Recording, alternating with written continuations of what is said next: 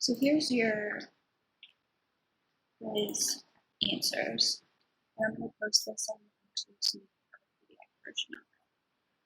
So I'm going to go over some questions that are more difficult for people and sort of walk through why the answers were the answers and talk about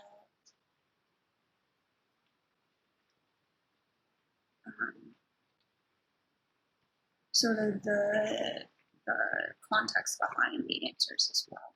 So the first question, the one that was the most difficult, was the purpose of sampling is to select a set of elements from the population in such a way that the descriptions of the sample statistics accurately portray the parameters of the population. This is best achieved through the use of, and it's definitely random selection. There's no other really. Stratified sampling is a form of trying to get at random selection. Convenience sample is not randomly selected, and you can sort of rule out the sampling element because it talks about sampling and then it talks about a set of elements. So it's sort of already said this word in the question itself. And I really hope you guys understand that the way that we can talk about statistics and accurately generalize is through random selection, because otherwise we're going to have biased population estimates that aren't accurate to the larger population we're trying to get a hold of.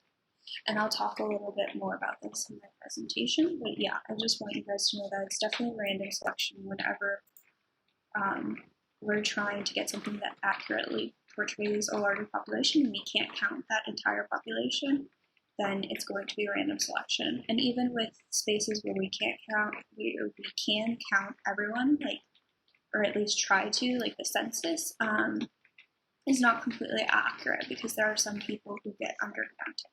So depending on any population that you're trying to get, that you can't get the entire population, then you really are going to need random selection to be accurate and to measure your accuracy. That's the nice thing about random selection, is it allows us to measure our accuracy in a way where we can say this is the generalization that we're talking about within a sort of reason of error. And the next question that people had a hard time with was this one about Professor Hardy.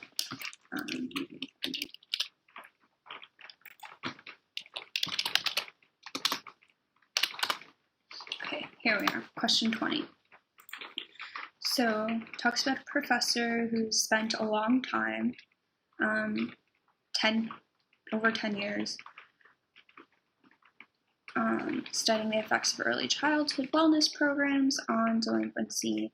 So every year he visits participants' families and collects a variety of data over the course of 10 years. Families have moved away. This is called panel attrition. So a lot of you said experimental mortality, but you should recognize that while these two concepts go hand in hand, what they're talking about here is a panel study, which we covered in, I think, lesson 2 or 3, the types of studies. So panel studies are when you sort of ask the same thing over and over again, and you get a snapshot each year. It's like the slideshow, which I gave as a metaphor for how you can remember panel studies. And so these are both forms of attrition where you lose study participants, and that causes bias because maybe there's a reason that you're losing those particular participants, and that skews your data because you don't have, you only have a portion of their data, so you can't take it into consideration for the larger analysis you want to do. And so therefore these two are connected, but the type of study and research method they're describing here is a panel study. So I can understand why you all got that particular one wrong, but you have to pay attention to the entire question, right, and really pick out what type of research method is being used here. And we'll get more into that as this semester develops, because you're going to have a lot more different types of research methods you can identify by just a project being described. And then another question that people had a hard time with was question 12. So a survey distributed on a college campus discovers that males support the death penalty in greater numbers than do females. The units of analysis in this case would be individuals. A lot of you said groups, which is what the findings generalize. So there's a difference between findings and your unit of analysis for claiming those findings. So you can study individuals is the unit of analysis and look at different types of groups within that and make generalizations, but your unit of analysis is individuals. So oftentimes you'll find that the unit of analysis is a bit smaller than what the findings say. So your unit of analysis might be individuals, and then you're talking about groups or organizations, because those individuals often make up those things. So you have to be really careful with unit of analysis, and in my review presentation later, I'll give a couple of examples.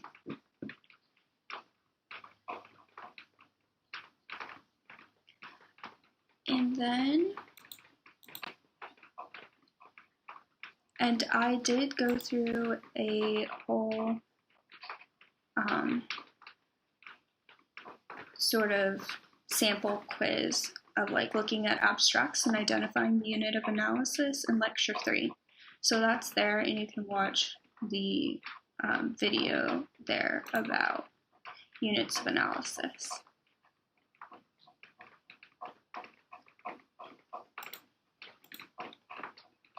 Okay, and then I think I'm going to go through like 2 more, and then I'll cover the lecture, which was based off of the questions that you guys had more issues with. So the next question is the employment status one, which I think is a similar, you can think about it in a similar way to units of analysis versus findings. So, which of the following is an attribute of the variable employment status? So a lot of you got a little confused because minimum wage and number of employees are sort of semi-related to employment, right? But they don't describe a status, a state of being. Employment status is instead unemployed, employed. It's sort of a binary variable. Whereas if we were talking about types of wages, that could be minimum wage, hour, like above hourly rate, salaried. There are different types of wages that could fall into that, but that would be a variable in which minimum wage could exist. But what minimum wage is not a status. It's a type of wage. It's a type of monetary status, but it's not an employment status. And I could see how you get caught up, but you sort of have to compare the two of them, and you know that unemployed is much more a status of people than the minimum wage. You can't say that people are minimum wage. You can say people are unemployed. And then the number of employees, this is more metric of organizations and businesses, right? businesses have a number of employees, but number of employees doesn't make sense.